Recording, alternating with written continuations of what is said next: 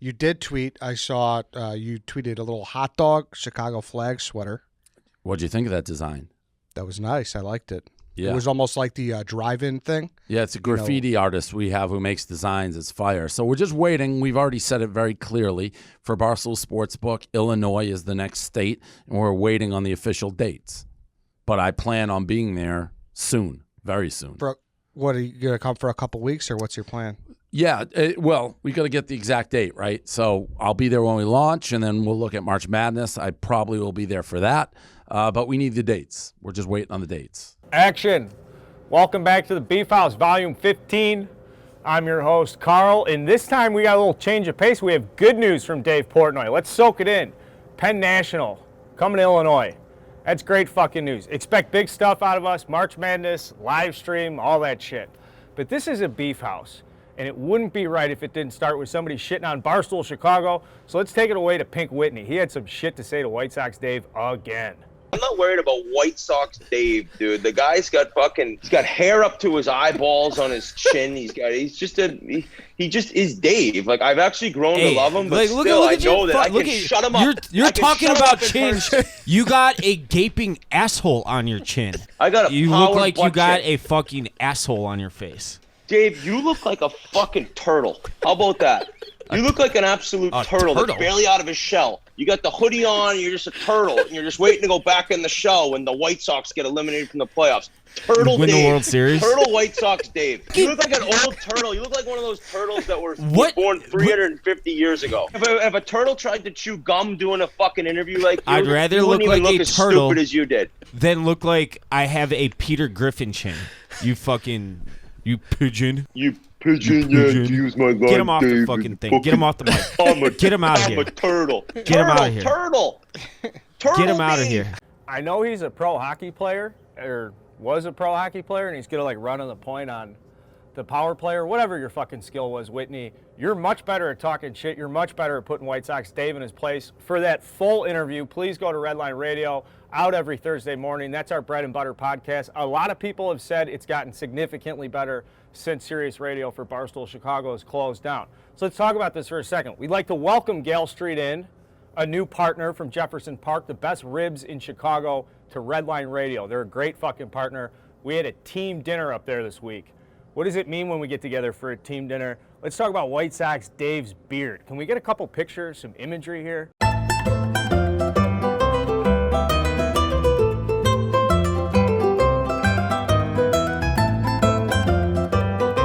This is what we're talking about when we say this guy's a savage. Whitney's talking about the beard growing up to his eyeballs. There's a story for this. This goes back historically. We want to talk about it for a second. It goes to La Scarola a year ago, where the werewolf was born. As soon as this picture hit the internet, White Sox Dave's beard took off. And I'm not joking when I say it. It's probably the most marvelous thing in Barstool Chicago. And what's the hate for it? Where's the controversy come from? Of course, it's Eddie. Take it away. He's like, hey, the chef, he wants to have you guys on the wall. So we go in there, we take the picture. We have a great meal. And I walk in today, and I didn't notice anything of it. And Chief looks at me and says, you notice anything different about Dave? I said, well, his eyes are kind of glassy, but, like, his eyes are glassy 3 out of 5 days a week because he's always fucking hungover. Yep. So I was like, that's really all I noticed. That's slanderous. That's slander. That's libel. Is it libel or slander? And you said, you brought to my attention that he did something else. Dave shaved his face. Can I speak? Can I defend myself? Mind you, we got home pretty late, so Dave, like, he really had to fit this into his schedule. I was talking to social media intern Danny yesterday, and he's like, dude, your facial hair grows up to your eyeballs. I'm like, yeah, I know. That's why I never let it grow out. So I told him, I'm like, I was buzzing it on Sunday because I had a Sunday fun day, and the buzzer, I never shave my face with a razor. I always just buzz it, so there's always like a little stubble. And I looked at him. I'm like, yeah, the buzzer died. It was out of charge. So I had to like clean it up as best I could. And then I came to work on Monday. Sure. And then I didn't go home in between the restaurant and work. Sure. It's a problem. I think everybody here, everybody listening that's a male, that can understand. Why this took off is because we get like a prep sheet every day, and it has like what topics we want to be talking about.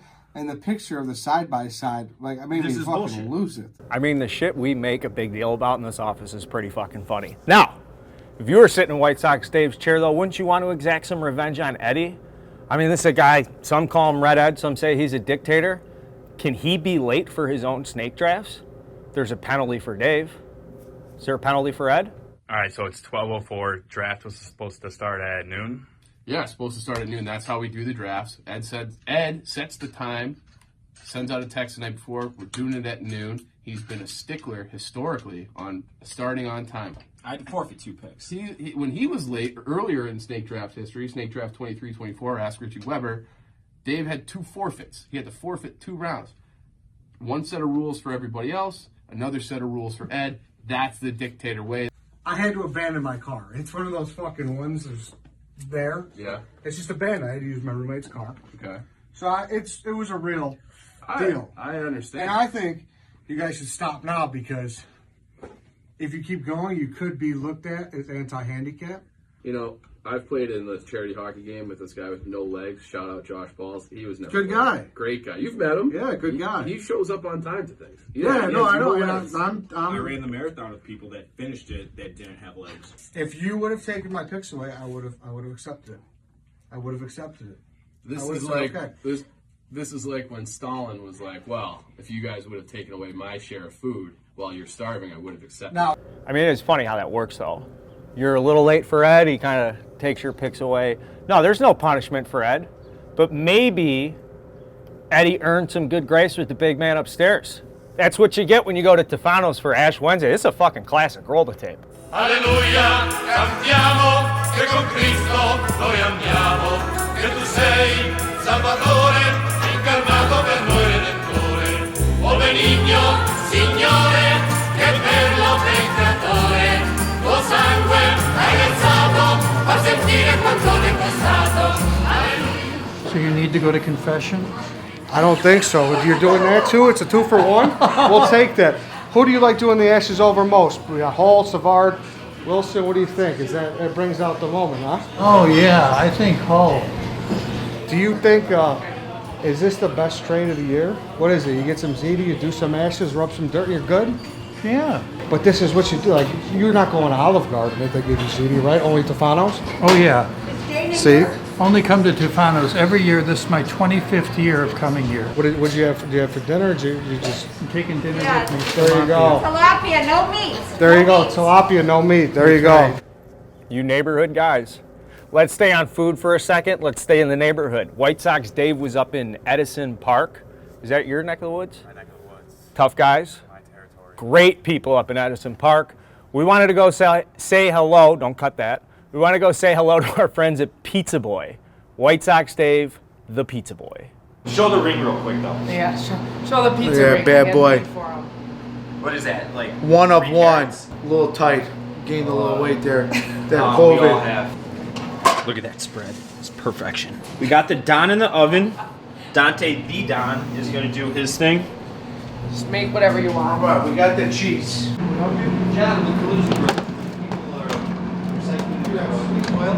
I just wanted to come in and drop off a card. Up to this point, been doing everything by phone. I like this. Let's stay on food for a second. Nice job, White Sox Dave. Go check out their thin crust. Maybe the Detroit style, too. Isn't that what they're known for? Somebody? Yeah. Anybody? Who gives a fuck? Let's stay on food. We had a question on the trivia show, The Dozen. It wasn't Jell-O, but it was a wholesome clip. We love The Dozen. Roll it. I'll give you a 10-second reset. I should have been more clear on that. I don't know. Do you like Jell-O? I think I've had it in 20 years, but I meant as an answer, not as a dessert. I just like fucking basic. I mean, I see gelatin. I see the component sugar and water. The Dozen, that's a good product. If you guys aren't following it, who the fuck am I to promo someone as big as The Dozen? But if you guys haven't checked out The Dozen, go do so. Jeff Lowe does an amazing job. No, I'm not sucking his dick. Raise your hand if you get that joke. Let's stay on trivia for a second. Jared in Dallas doing an amazing thing on Starting 9, and maybe I'm a little biased because they had me on, and maybe Mike Moustakis is a little bitch. Yes, I'm smarter than him. Roll the tape.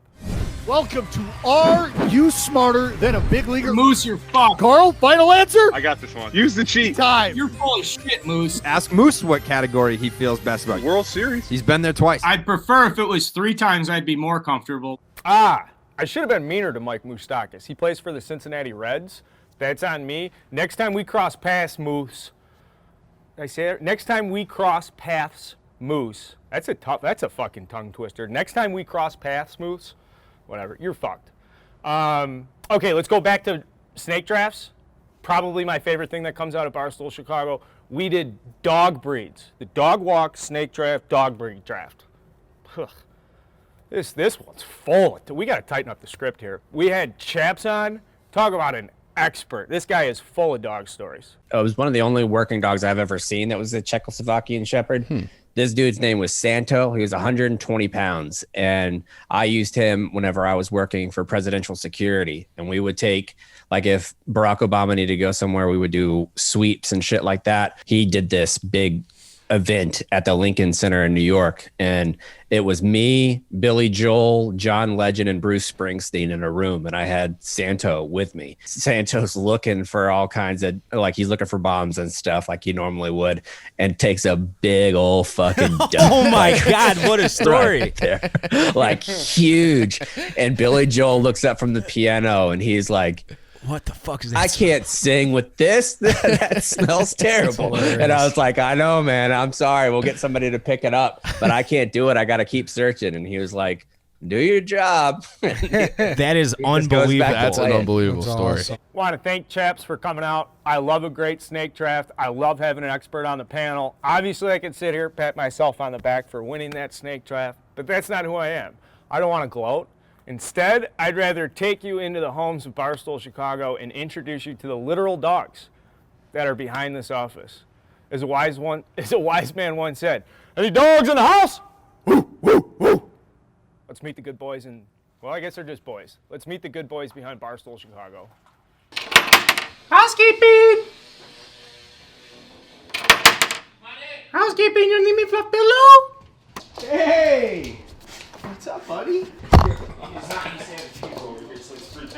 here. Come say hi to everybody. So this is Ace. He's a good boy. He's a good dog. How long have you had him? 3 months almost to the day. Where'd you get Ace? Chicago Canine Rescue on North Elston, out towards like Norwich. What a good dog. He's pretty handsome. Yeah, he is. Do you have anything you'd like to say, Ace? I don't think he likes the camera very much. How old is he? About eight to 9 months, they said. I've had him 3 months, not without hiccup. But he's good. He's great. Perfect therapy dog. He is, they said, Southern Blackmouth Cur and Boxer. But I think he probably has pit in him. They said maybe a little Rhodesian Ridgeback. Yeah, I can see all that. Do you gotta go outside? I know, right? Yeah. He's camera shy. What's wrong? Good boy. Why are you all timid today? Good boy. Why are you afraid of the camera? You don't chew gum and go on the camera ever. That's a bad idea. That's how you get made fun of for years. Cut to that clip.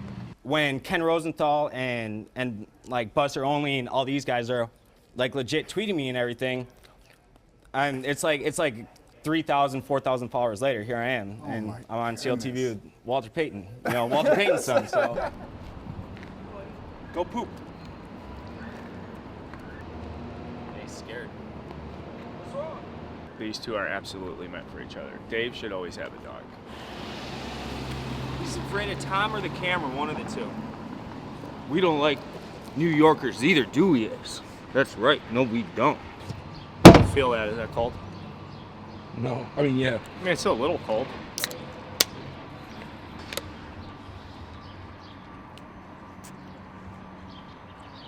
That's like baseball game temperature. That's a good temperature. All right, let's meet this dog. He should be waiting for me.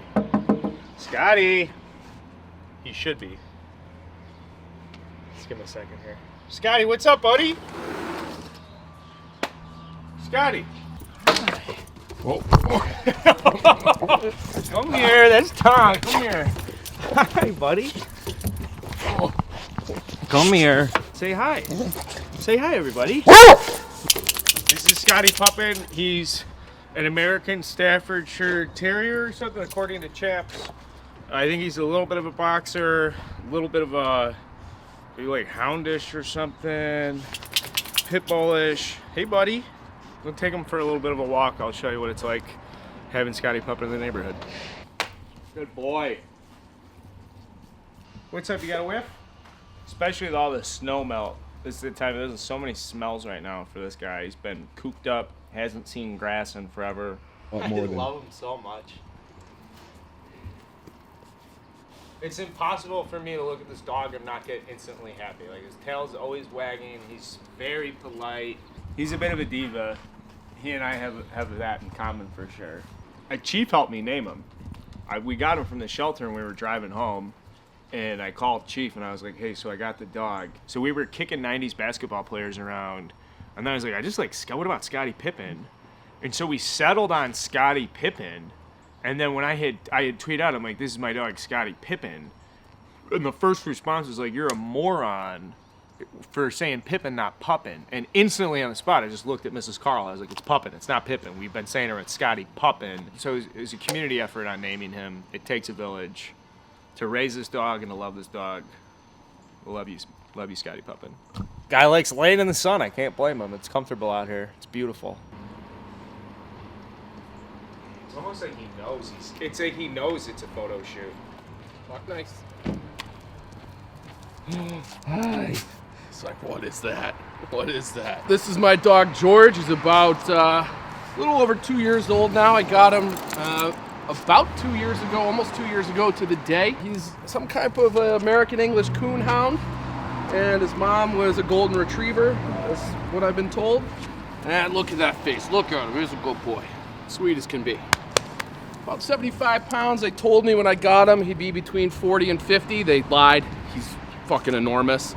But he's a good dog. He's got a good face. Gets him out of trouble. He has gained some weight. He is notably bigger. Yeah, well, he's filled out, but it's also been a rough quarantine for both of us. So yeah, he doesn't really love walking in the heat, and when there's snow on the ground, all he wants to do is eat it. So I try to limit our walks because of that reason too. Yeah. Be honest, like, do you get stopped by girls with him because he's so unique looking? When he was a puppy, I lived a few blocks over that way, and I'd walk up the Vision. There's like a bunch of bars with big open windows and some patios.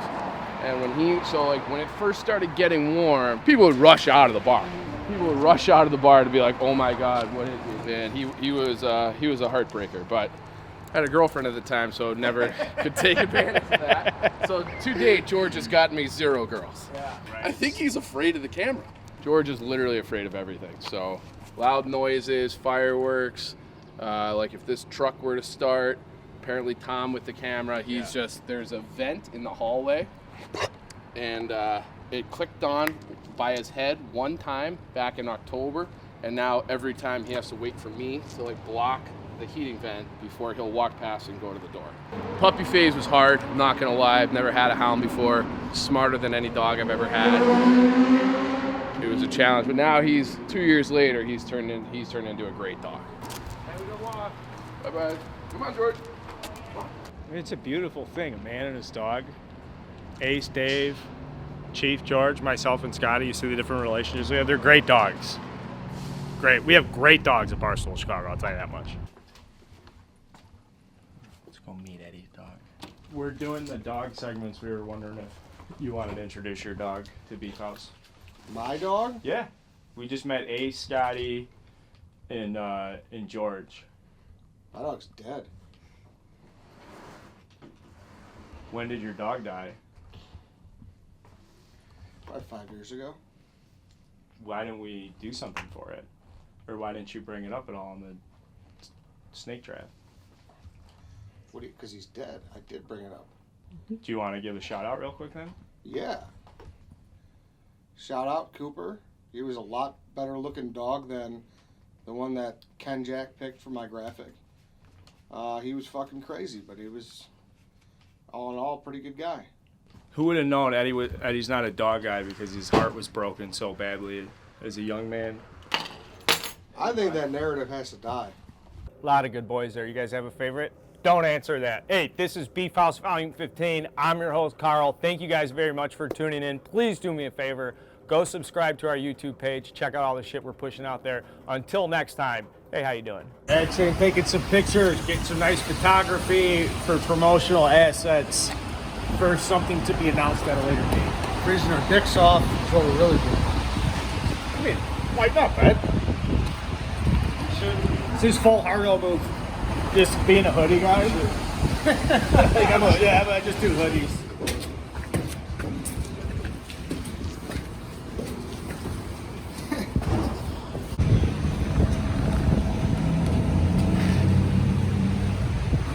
Smile.